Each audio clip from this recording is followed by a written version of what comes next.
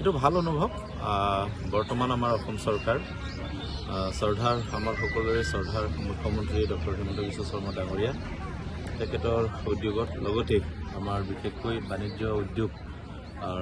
মন্ত্ৰী আমাৰ বিমল বৰা ডাঙৰীয়া তেখেতসকলৰ উদ্যোগত আমি প্ৰতিখন জিলাত যিটো স্বদেশী মেলা মানে আমাৰ নিজৰ দেশৰ আমি নিজেই উৎপাদিত সামগ্ৰী যিবোৰ কেঁচা সামগ্ৰীবোৰ আমাৰ বহুত এনেই পৰি সৰি কিছুমান পচি গৈছে জহি গৈছে ইয়াৰ দ্বাৰাই যিখিনি মানে প্ৰচেছিং কৰি বা কিছুমান ব্ৰেণ্ড বনাইছে পেকেজিং কৰিছে ইয়াক কেনেকৈ মাৰ্কেটিং কৰিব পৰা যায় এনেধৰণৰ কথা আৰু যাক মানে নিজকে স্বাৱলম্বী হোৱাৰ লগতো ইয়াত মানে লোকেল ভোকেল বুলি আমাৰ দেশৰ প্ৰধানমন্ত্ৰী নৰেন্দ্ৰ মোদী ডাঙৰীয়াই যিখিনি আমাক দেশবাসীক যিখিনি উৎসাহিত কৰিছে তাৰ এটা প্ৰচেষ্টা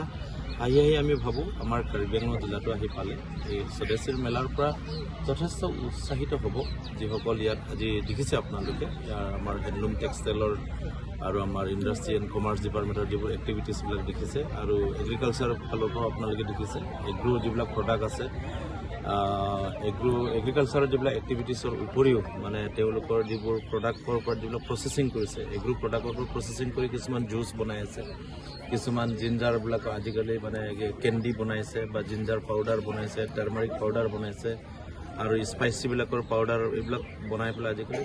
মানে অকল ভাৰত বুলি নহয় গোটেই বিশ্বতে এইবোৰ বজাৰ আছে কিন্তু সেই বজাৰটো আমি বহলভাৱে যদি আগুৱাই লৈ যাওঁ নিশ্চয় তেওঁলোকে স্বাৱলম্বী হ'ব আৰু দেশৰ অৰ্থনীতি লগতে গ্ৰামীণ যিটো অৰ্থনীতিৰ বিকাশটো যথেষ্ট হ'ব আৰু ইণ্ডাষ্ট্ৰি এণ্ড কমাৰ্চ ডিপাৰ্টমেণ্টো সেইবিলাকে আমি কাম কৰোঁ যে ক্ষুদ্ৰ উদ্যোগৰ দ্বাৰাই আমাৰ ইয়াত থকা যিবোৰ মানে ৰ' মেটেৰিয়েল কেঁচা সামগ্ৰীবোৰ সৰু ক্ষুদ্ৰ উদ্যোগ গঢ়ি পেলাই তাক সুন্দৰকৈ বনাই ইয়াৰ কৌশলবিলাক টিপছবিলাক ট্ৰেইনিংবিলাক দি কৰি বা তেখেতসকলক যিবিলাক ফাইনেন্সিয়েল ছাপৰ্ট লাগে যেনেকৈ PMFME, PMAGP বা MSME এনেকুৱা ধৰণৰ বহুত ধৰণৰ লোন এইবিলাক তেওঁলোকে পায় আজি PMAGP, PMFME ৰুৰেল এলেকাবিলাকত 35% ছাবচিডি পাব আৰু 50 লাখ আপ টু 1 লাখৰ পৰা এইটো 50 লাখ টকালৈকে তেওঁলোকে লোন ল'ব পাৰে দুবাৰ ল'ব পাৰে এজনেই ল'ব পাৰে বা ব্যক্তিগতভাৱে ল'ব পাৰে বা তেওঁলোকৰ গোট হিচাপেও ল'ব পাৰে দুবাৰ ল'ব পাৰিব তেওঁলোকে প্ৰথমবাৰ লৈ তেওঁলোকে যদি ছাকচেছ হয় তেওঁলোকৰ এক্সপানশ্যন যে সেই বিষয়টো আকৌ যদি বহল কৰিব বিচাৰে ডাঙৰ কৰিব বিচাৰে সেইটো এক্সপানশ্যনৰ কাৰণে আৰু 50 লাখ তেওঁলোকে পাব মানে 1 কোটি টকালৈকে তেওঁলোকে পাব আৰু মূলধন হিচাপে তাৰ ভিতৰত 35% যদি গাঁও এলেকাত কৰে 35% তেওঁলোকে ছাবচিডি পাব আৰু একেই বছৰ কি যদি আৰ্বান এৰিয়াত যদি কৰে টাউন চহৰ নগৰ এলেকাত কৰিলে তেতিয়াহ'লে 25% তেওঁলোকে ছাবচিডি পাব ইয়াত অৱশ্যে কেইটামান বস্তু আছে নিষেধাজ্ঞা আছে কিছুমান ধপাত বিড়ি চিগাৰেট ইত্যাদি এইবিলাক কৰিব নোৱাৰিব কিবা ৱাইন এইবিলাক কৰিব নোৱাৰিব তাৰোপৰিও মানে আপোনাৰ মানে যিবিলাক মটৰ কাৰ যিবিলাক লোন এইবিলাক তেওঁলোকে ল'ব নোৱাৰিব এনেকৈ কেইটামান নিয়ম আছে সেইবিলাক তেওঁলোকে নাপাব গতিকে আজি অসম চৰকাৰেও বিভিন্ন ধৰণৰ স্কিম লৈছে ভাৰত চৰকাৰৰ স্কিম আছে সেইবোৰ স্কিমৰ দ্বাৰাই আমাৰ মানুহবিলাক মানে অকণমান বেহা বেপাৰ কৰিবলৈ কাৰণে শিকিব লাগে আৰু এটা কথা মই ক'ব বিচাৰোঁ যিখন দেশত বিক্ৰী কৰিবলৈ বোলে একো নাথাকে সেইখন দেশ বোলে সোনকালে ভিক্ষাৰী হৈ যায় গতিকে আজি আমাৰ দেশখনত বিক্ৰী কৰিবলৈ বহুত বস্তু বনাইছে এতিয়া মেক ইন ইণ্ডিয়া নহয় জানো মেক ইন ইণ্ডিয়াৰ দ্বাৰা বহুত বস্তু সামগ্ৰী ইতিমধ্যে হৈছে বিদেশত অস্ত্ৰ শক্তিৰ ক্ষেত্ৰখনত আমি বিদেশী বজাৰ এতিয়া দখল কৰিবলৈ সক্ষম হৈছোঁ বা আমাৰ অসম চৰকাৰৰ দ্বাৰাই বহুত আমাৰ অসমতো ইয়াৰ আগতে যিবিলাক পেলনীয়া সামগ্ৰীৰ দ্বাৰা আৰু বহুত বস্তু সামগ্ৰী ব্যৱহৃত সামগ্ৰী ইতিমধ্যে মানে বনাব পৰা হৈছে আৰু আটাইতকৈ ভাল খবৰ এইটোৱেই আমি গৌৰৱ কৰিব পাৰিছোঁ আমাৰ উত্তৰ পূৰ্বাঞ্চলৰ কাৰণেহে 35% ছাবচিডি লোনটো দিয়া হৈছে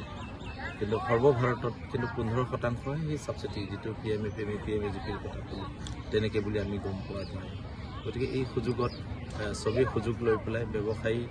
দিশত আগবাঢ়ি যাব লাগে আৰু এইখিনি বস্তু আমাৰ যিবিলাক পেলনীয়া যিবোৰ সামগ্ৰী আছে তাৰ পৰাও বিভিন্ন ধৰণৰ আমি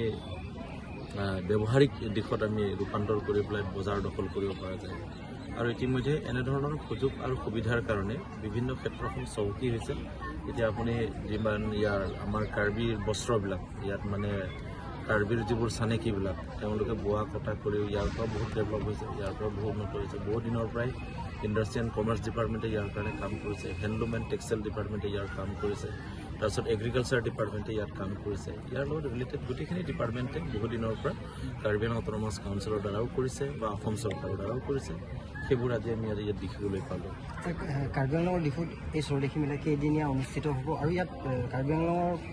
বাহিৰৰ পৰাও কোনোবা ইয়াত যোগদান কৰিছে? 2-এজন থাকিব পাৰে যিবিলাক ইণ্টাৰেষ্টেড, তেওঁলোকে গোটেই সৰ্ব অসমত ইয়াত এইটো নহয় অকল কাৰ্বি আংলং মানুহখিনি ইয়াত যোগদান কৰিব পাৰিব এনেকৈ কথা নহয়। কোনোবা ইণ্টাৰেষ্টেড পাৰ্চন হ'লে গোটেই মানে অসমখনতে তেওঁলোকে স্বদেশী মেলাত অংশগ্ৰহণ কৰিব পাৰিব। আৰু এইটো এটা ভাল খবৰ যে আমাৰ 7 দিনীয়া কাৰ্যসূচী আজি শুভাৰম্ভ হৈছে। অহা 2 তাৰিখলৈকে থাকিব চাগে, 2 তাৰিখে সামৰণি হ'ব। এই 7 দিনত আশা কৰোঁ তেওঁলোকে যিসকল আহিছে তেওঁলোকে উৎসাহিত হ'ব আৰু যিসকল ক্ৰেতাসকল আহিব তেওঁলোকে নিজে চাবও, কিছু শিকিব আৰু কিছু কিনিব, সেইটো বুলি আশা কৰোঁ। যিকোনো খবৰৰ বাবে যোগাযোগ কৰক আমাৰ এই নম্বৰত 9181 307 221।